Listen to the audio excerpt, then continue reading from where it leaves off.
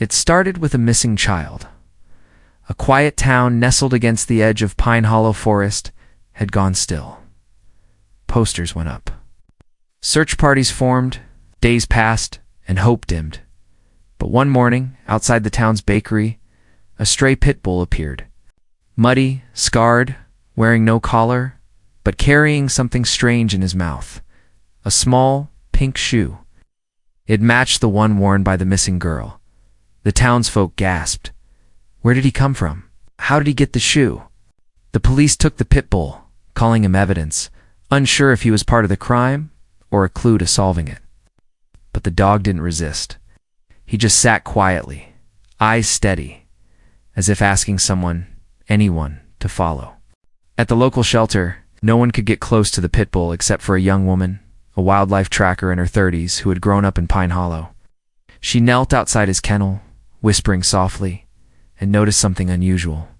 Mud and pine. Needles on his paws, matching those from deep inside the forest, far beyond the usual hiking trails. She followed her instincts. The next morning, she brought him out on a leash and let him lead the way. And he did, confidently, steadily. Into the heart of the woods, two places no one had thought to search. Miles in, they found something shocking. A hidden campsite, torn fabric, empty water bottles, and buried beneath a thin pile of leaves, the second shoe.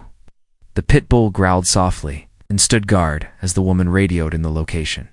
Search and rescue arrived. Hours later, they found the child alive, cold, hungry, but unharmed, in a hollow beneath a tree. Not far from the makeshift camp, the story made national news, the stray that saved her. Hero Pitbull cracks the case. Overnight, the dog was given a name, Whisper, for the way he seemed to communicate without words. The shelter received hundreds of calls.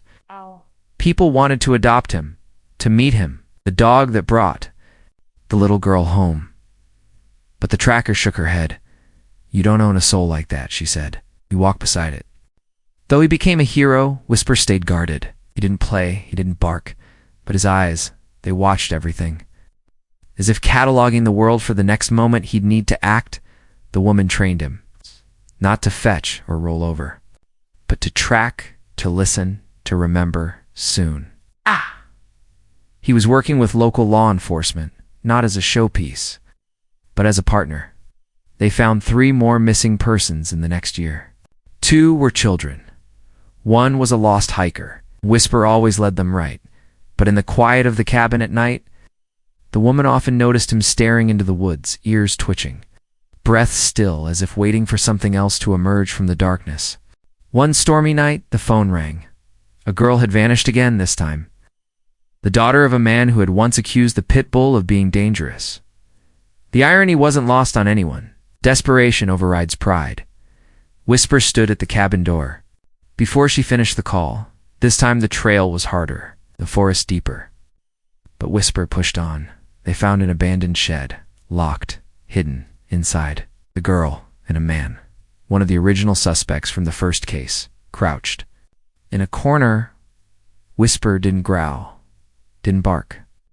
He just stood between the girl and the man until the police arrived. Years passed. Whisper grew gray around the muzzle. His steps slowed, but his eyes never did. The town held an annual Whisper Day to honor him and raise funds for lost children. He was never just a pet. He was a story, a protector, a force. And when he finally passed quietly, beneath the pine tree outside the cabin, the whole town came to say goodbye. Beneath the branches, they placed a plaque. Whisper the pit bull who listened when no one else could.